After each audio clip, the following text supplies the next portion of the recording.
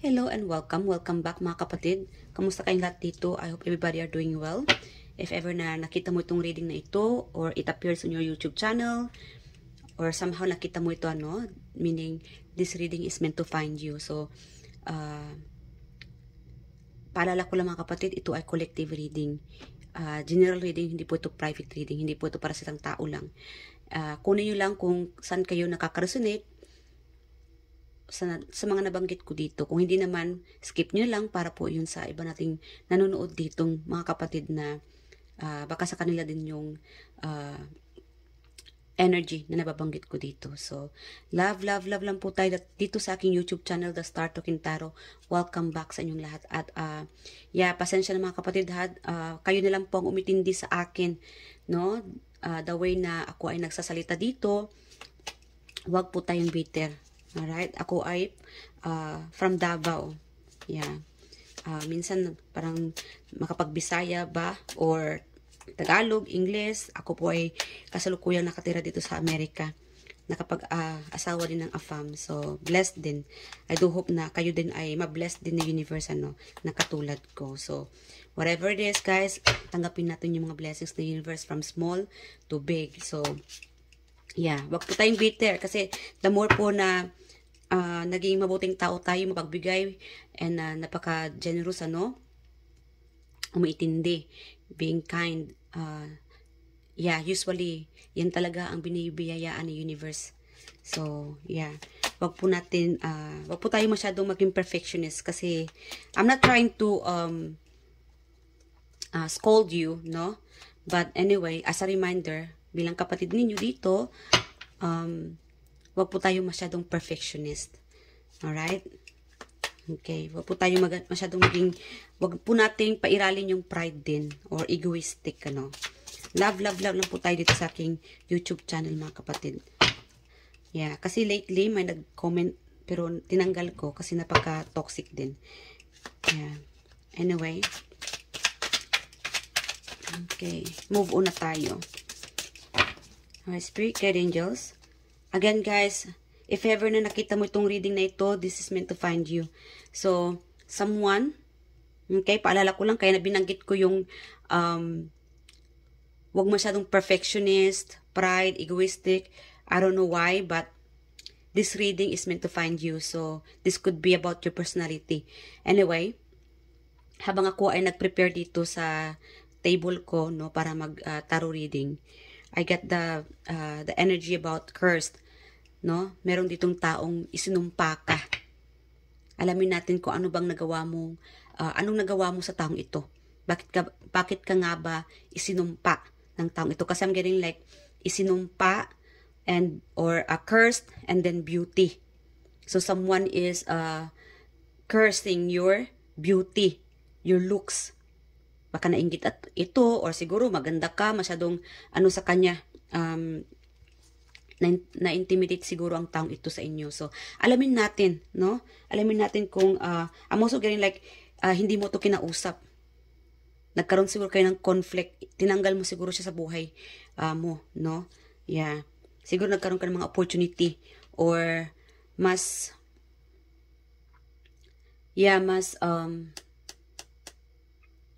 swerte ka siguro or mas sinuwerte ka kaysa sa taong ito. That could be the reason kung bakit isinumpa ka ng taong ito. Nagagyan siguro na inggit, nagalit dahil siguro sa pagbubunganga mo. I'm sorry guys walang perfecto dito. No? I'm just saying na this reading is about somebody na isinumpa. So makinig ka. Makinig po tayo dito. Baka lately may nasabi ka, or may nakaaway ka, nainkwentro ka, or matagal na siguro ito. Meron kasing matagal na, meron naman lately, bago lang. So, para naman maalala ninyo kung sino, or matrack natin kung sino talaga itong taong isinumpa ka. Alright? Yeah. Nagkaroon kayo ng challenges. This could be about related sa relationship yung iba dito. Like again guys, kunin nyo lang kung saan kayo nakaka-resonate kung hindi naman para yung sa iba nating kapatid dito. Yeah, isinumpa ka siguro ng taong ito dahil iniwan mo siya sa buhay mo, nagkaroon ka ng conflict, or isa siya sa marami kang mga opportunity. Yeah, or Like again, mas angat ka sa taong ito. It could be about sa beauty. Siguro competitive. Kakumpetensya mo. Yeah, napaka-stable mo. Like again, mapera or financial stability, no? Mas okay ang finances mo ngayon kaysa sa taong ito. Alright? Like again, meron tong iniwan. Yeah. The moon, secret. Siguro na panaginipan mo tong taong ito, nagkaroon ka ng, this could be also psychic attack. Baka sa panaginip mo, nagkaroon ka ng mga bad dreams, ano? That could be the sign na may mga psychic attack ka tungkol sa taong ito. Siguro pinag-usapan ka niya or chinichismis ka ng taong ito sa iba. Yeah. Yeah, justice. This could be related sa karma. Or siguro, kinarma. Meron itong kinarma, very specific. This could be related sa iyong personality, sa mga nasabi o nagawa mo sa taong ito. But before that, like again guys, merong kinarma dito. This could be related sa karma or this could be about some marriage, paperwork. Okay. Spirit ka rin dyan. Sino tong tao? Who is this person na isinumpa ang ating collective? Who is this person? Ano to ng tao natin? Ng mga kapatid natin dito. Maraming lumalabas. Okay. Meron tayo itong Aries, Pisces, 20 plus, bata pa. Merong bata pa siguro sa school, sa trabaho. 6. Okay, 6. It could be their June, Cancer. Okay, may Cancer. Virgo. Like again guys, this could be you nanonood dito or this could be the person na isinumpa ka, no? I'm getting like someone, it could be related sa marriage. 10th. Okay. 5. It could be May, Taurus, Aquarius, Libra, Gemini. Again, 10th. On the 10th, something about the 10th, could be October. 9. Could be September.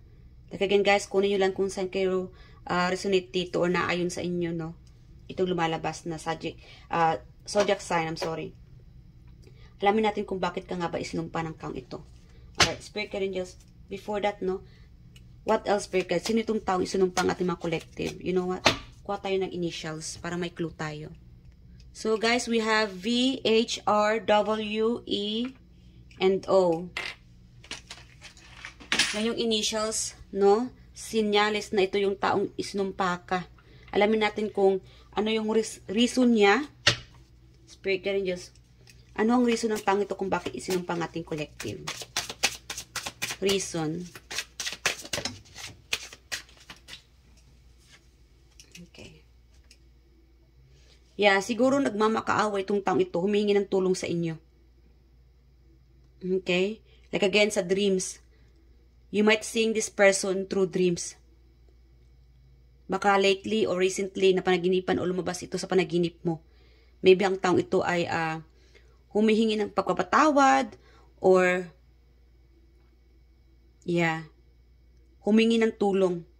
Lumapit ito sa inyo, humingi ng tulong.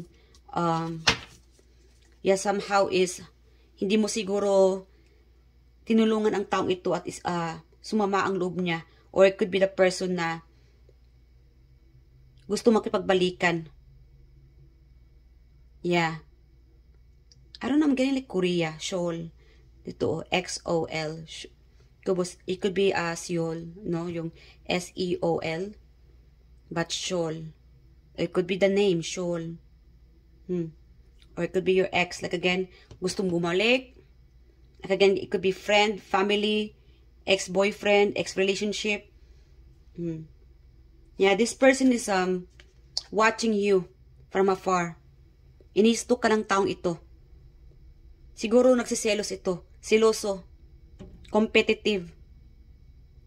I'm also like, you might be dealing with Taurus, Leo, or air sign. Okay. Yeah. Anong tawag dito? Ama or ina siguro ito ng mga anak mo. Or siguro itong taong ito ay, could be kapatid mo, ano? Meron kasing kapatid. Kapatid or a family member. Siguro wala kayong communication ng taong ito, a family member. Kapatid or single parent, siguro ito may mga anak na. Yeah. This person is stuck.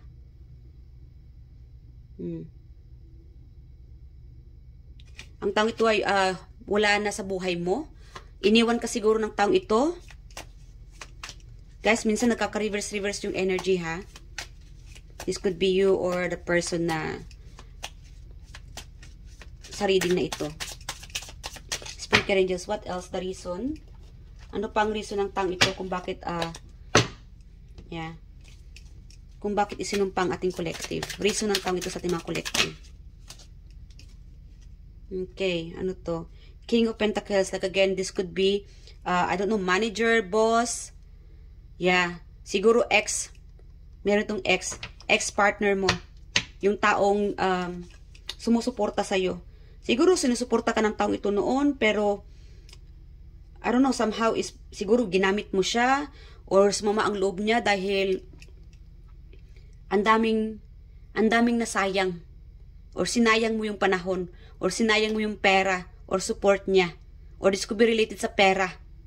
Like again guys, kunin nyo lang ha kasi marami akong nakukuhang energy dito. Yeah. Puros king. An ex-partner nagre-reverse. King of Pentacles, King of Wands. Yeah. Meron tong iniwan. Lumayo.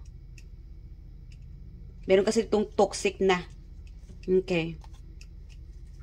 Okay. Meron kasi ditong nakukuhanan ko guys. This could be current partner.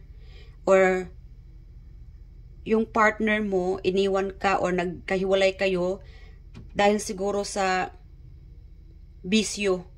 Meron itong lasanggero, materialistic, gastador, laging gala. Meron itong napagod. Nagpakalayo. Siguro isinumpa, no? Sumumpa ang taong ito na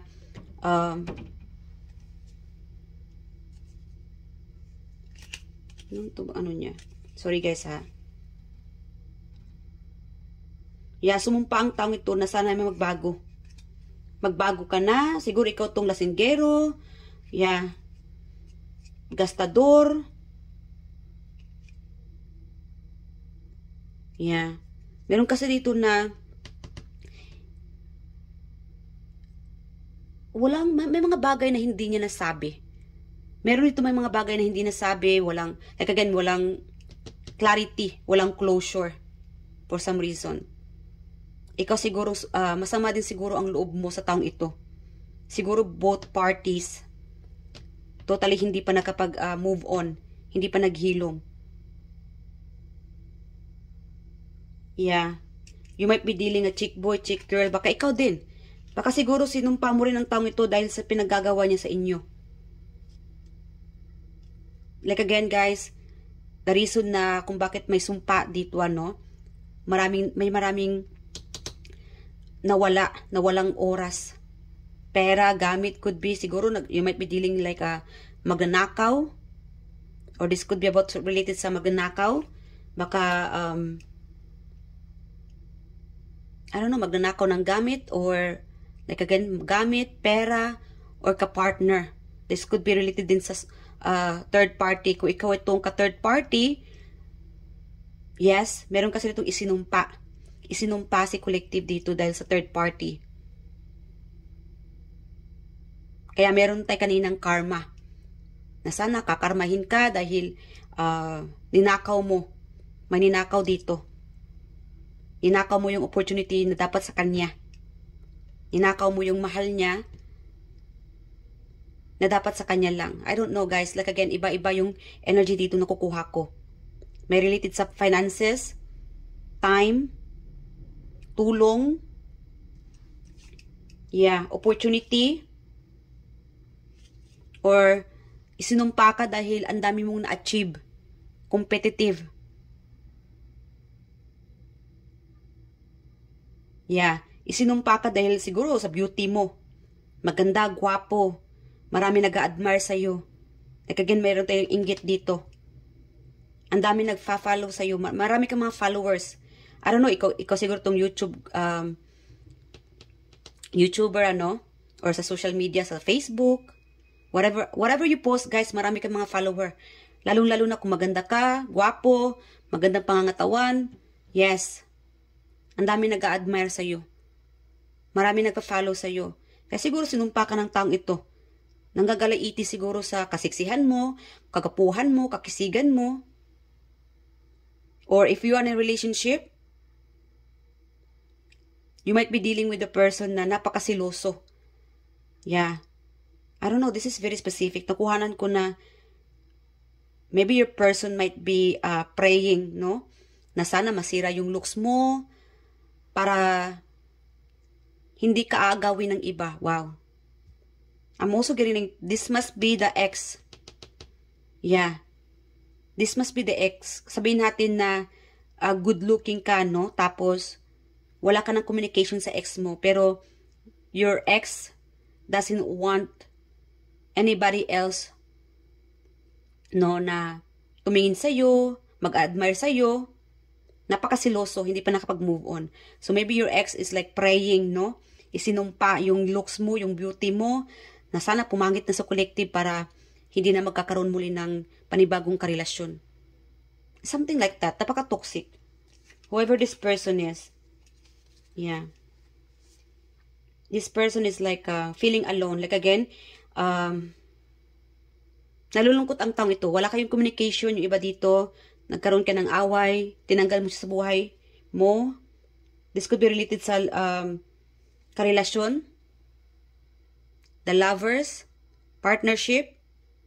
Yes, isinumpa ka ng taong ito na sana magkahiwalay kayo ng partner mo. Like again, this could be related din sa gender. Parehas kayong, I don't know, may tomboy, bakla. Like again, everybody are welcome here. Okay, meron sigurong ipinagpalit ka sa tomboy, ipinagpalit ka sa, I don't know, ipinagpalit mo siya sa tomboy, ipinagpalit mo siya sa bakla. At galit na galit ang taong ito para bang suntok sa kanya, no, na ganun, no, ang ipinagpalit mo sa kanya. Or siguro, like again guys, you're dealing like egoistic pride. It could be perfectionist. Sabihin natin na, ang gwapo, ang ganda niya, pero ipinagpalit mo lang siya sa dugyutin, sa may asawa na, I don't know. Iba-iba yung energy natin na kukuha ko dito, ano.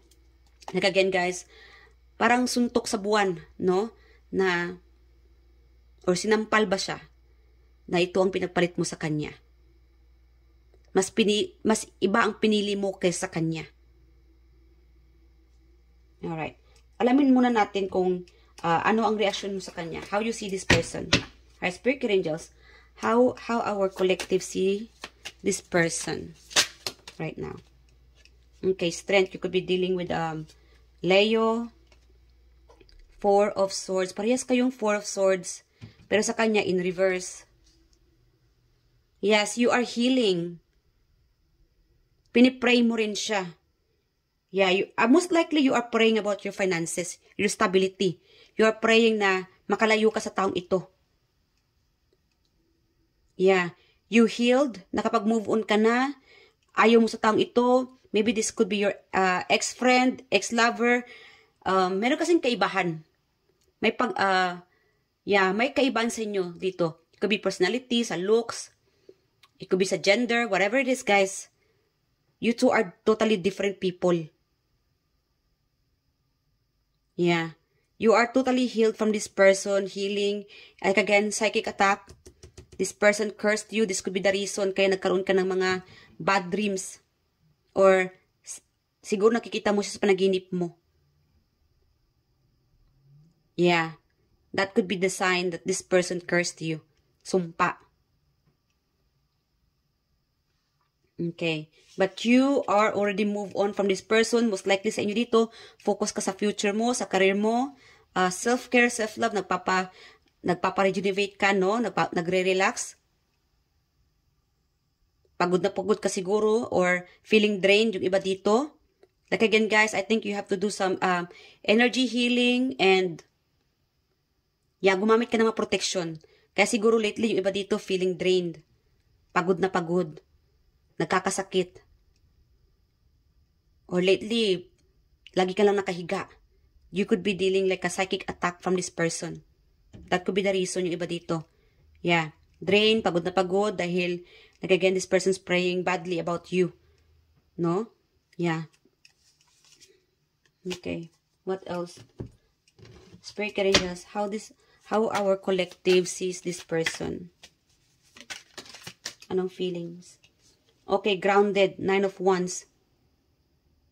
You are totally grounded. No communication. Hindi mo na siya hinahayaan sa buhay mo. Hindi mo siya feel, nakaaway mo to, naka-enkwentro mo ito, nagkasagutan kayong dalawa. Yan, nagkaroon ng kasagutan. It could be related sa mga third party. Okay. Or, okay, Spirit guide, ano pa?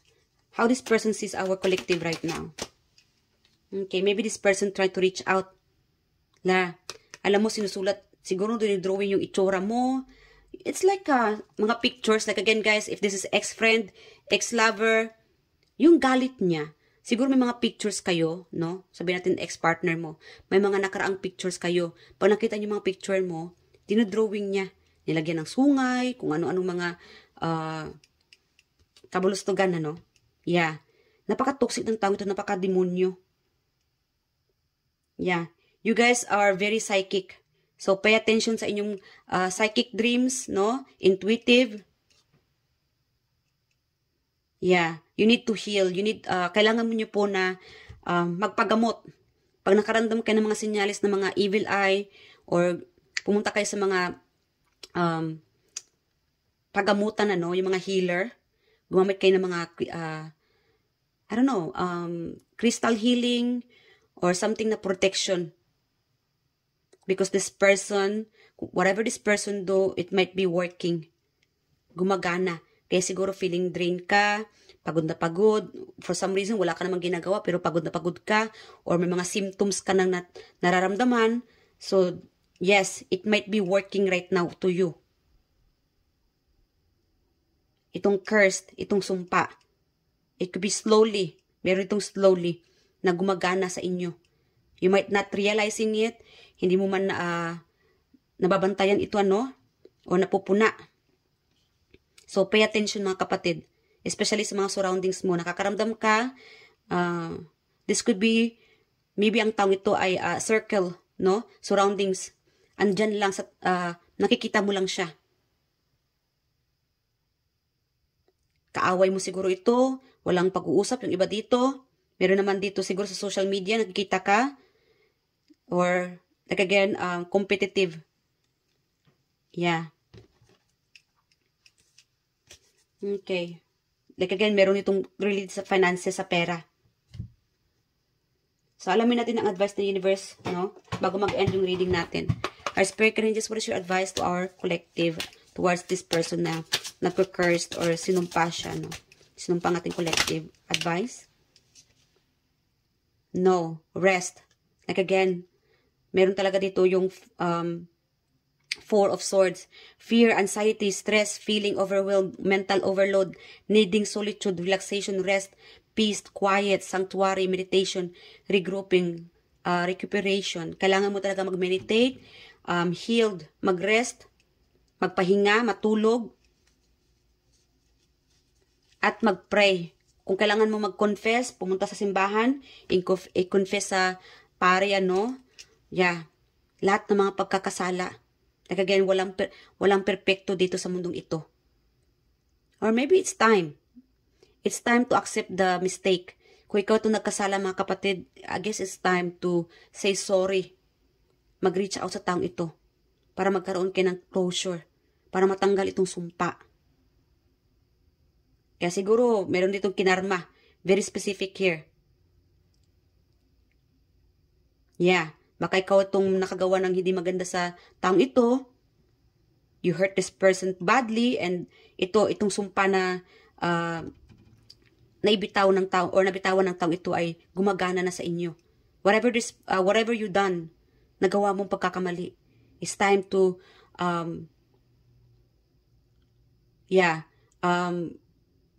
make peace. No? Mag-ayos. Humingi ng pagpapatawad. Walang masama ang humingi ng pagpapatawad.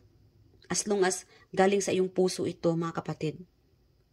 Yes, yung iba naman, kung wala ka namang nagawang masama sa taong ito, whoever this person is, no, nakadil ninyo, kasi meron dito na this person spying on you sa social media. Like again guys, talaga mag-ingat-ingat tayo sa mga pinupost natin sa social media. Kahit na wala ka namang kalaban, but may mga tao talagang loko, no, mga pagka-demonyo din. Siloso, silosa. Hindi mo alam na nakipagkompetensya na pala itong taong ito sa inyo. So, watch out. Gumamit kayo ng mga panangga para yung mga curse, no, yung mga sumpa, like mga evil eye. Yes, para hindi nyo makuha iyon.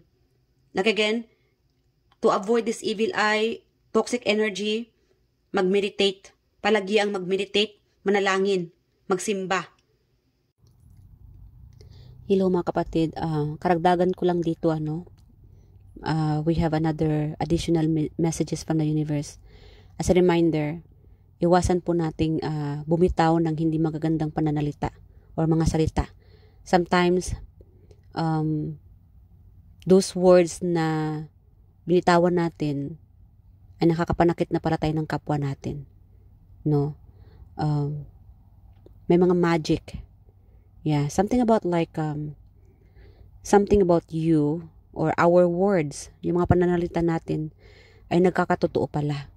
Nasabihin natin sa galit natin. as an example, dala ng mga galit, na kapag bitaw tayo ng hindi magagandang pananalita, sabihin natin as example, na sana mahulog ka dyan, kito ganyan. And then later on, nahulog nga talaga yung taong yun. Tuloy, nabaldado siya. As an example, mga kapatid, So, ingat-ingat tayo, no? Control your anger.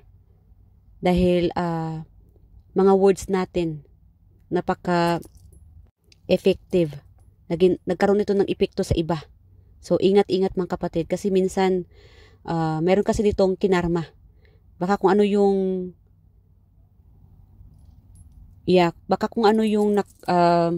binitawan mong pananalita, or meron kasi ditong nag-pray ng hindi maganda sa kapwa natin.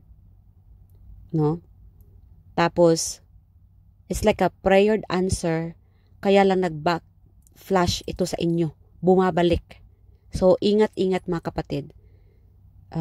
I think it's best na mag-pray kayo sa mga nakainkwentro ninyo, mga experience ninyo, mga conflict, whatever it is, no? I-pray natin na maghilom, magkaroon ng sagot, or magkaroon ng peace ang iyong pamumuhay. Something like that. Dapat ganun ang panalangin natin. Whatever conflict na na-experience mo o na-encounter mo sa taong ito, iwasan pong bumitaw ng hindi magagandang pananalita. I-pray nyo na lang kay universe na may maayos ang iyong pamumuhay. And kasi meron din ako nakukuhanan dito na same thing, this person, dahil nga sa galit, parehas kayo nagkaroon ng conflict, hindi gusto ang isa't isa, whatever happened from the past, or recently, kung ikaw itong nag-curse sa kanya, same thing to this person, both side. Yes, nag-curse din sa inyo. So, parehas kayong nahihirapan. Yeah. And meron din dito na if this person cursed you, bumitaw ng hindi magagandang pananalita sa inyo, nanalangin kay universe na mapahamak ka, gato ganyan, but then again, bumalik naman sa kanya. Nagiging kinarma din siya. So that could be the example, mga kapatid, when it comes to this evil eye, cursed. iwasang magsalita, bumitaw ng hindi magagandang pananalita sa kapwa natin dahil bumabalik din po ito sa atin. So, yeah, that's it for today mga kapatid. I love you guys at mag-ingat po kayo palagi and God bless. Thank you. Bye.